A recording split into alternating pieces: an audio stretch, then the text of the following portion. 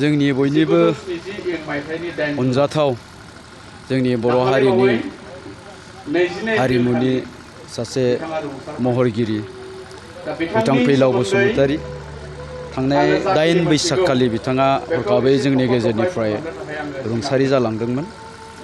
बिथाङा जोंनि बर'फोरनि सासे मेथाइ रोजाबगिरि, मेथाइ लिरगिरि, सावथुन महरगिरि, सावथुन लिरगिरि आरो सावथुननि दिथागिरि।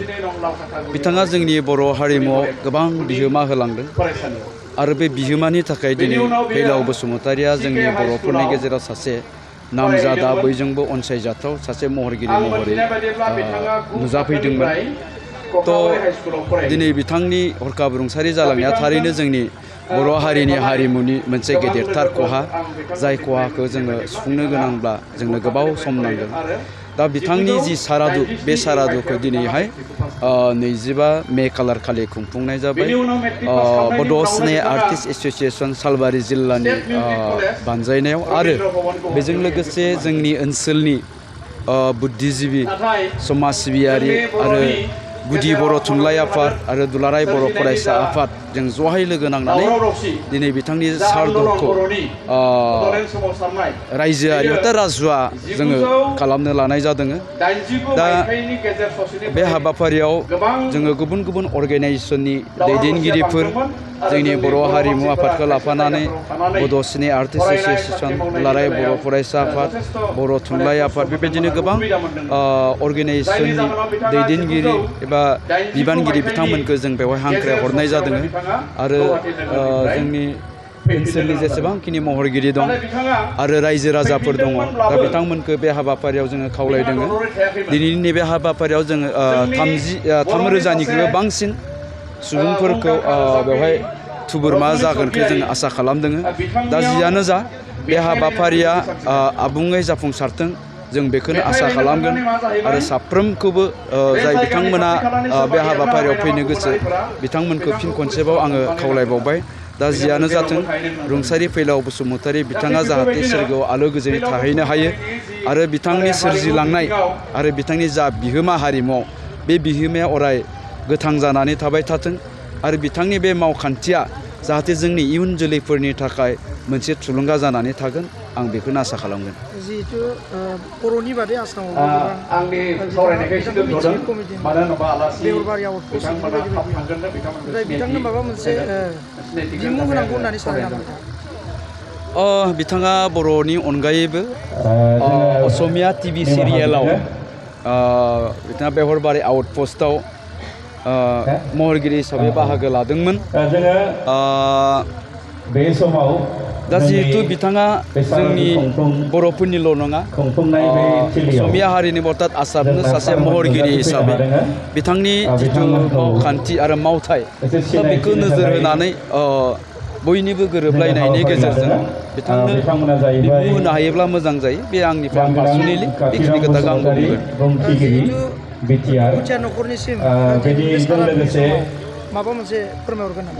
बिटिआरनि रनजित बसुमतारी सार आरो लोगोसेनो जोंनि दुखु मोननायखौ जोङो बिथाङा जैदिनखालि रुंसारि जादों अब्लानो जोङो फोरमायहरदों।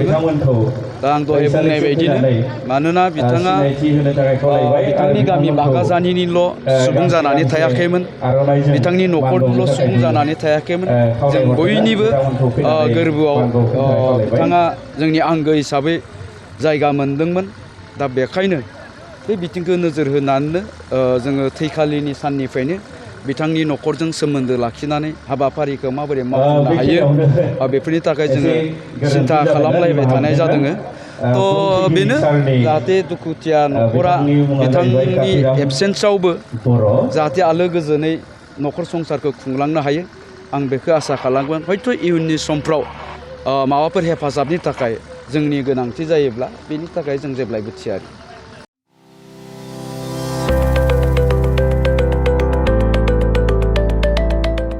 मोनसे गोजोनथाव खौरां।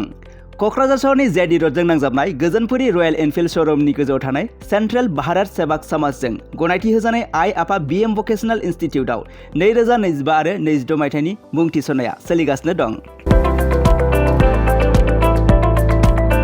HS आरो HSLC उथ्रिसारनाय बिजाथि एबा फरायसाफोरा बे भकेसनेलाव गावारि सोलोंथाइखौ लानो हागोन। गोदान मुं थिसननाय आयदाफोरा जाबाय BSS diploma in medical record science, BSS diploma in EEG and EMG technology, BSS diploma in critical care management, BSS diploma in hospital waste management, BSS diploma in hospital infection control and prevention, BSS diploma in first aid and patient care, BSS diploma in physical assistant, BSS diploma in ECG technician, BSS diploma in hospital administration, BSS diploma in hospital sterilisation technician assistant, certificate in dietician, certificate in old age care, certificate hospital housekeeping, lab assistant, pharmacy assistant, certificate in emergency medical service, certificate in pulmonary function test एबा PFT technician, certificate in awareness of HIV/AIDS, certificate in anti malaria training आरो लोगोसे office management courses, computer courses आरो communicative and soft skill एजुकेशननि कोर्सफोरखौ 2 बोसोरनि गेजेरावनो आबुं खालामनानै BSS एबा भारत सेवाक समाजजों गनायथि होजानाय डिप्लोमाखौ लानो हागोन। लोगोसे गासैबो डिप्लोमाखौ लानायनि उनाव सोरखारि साख्रि मोननायनि सुबिदाबो दं। जुदि नोंथांमोनहा बेफोर कर्सनि थाखाय गोदानै मुं थिसननो गोसो दङब्ला आइ आफा BM भकेसनेल इन्स्टिट्यूटनि नैबे मबाइल नाम्बार 9395899391 एबा 8135971844 बे मबाइल नाम्बारनि गेजेरजों थोंजों सुलाद लाहरनो हागोन।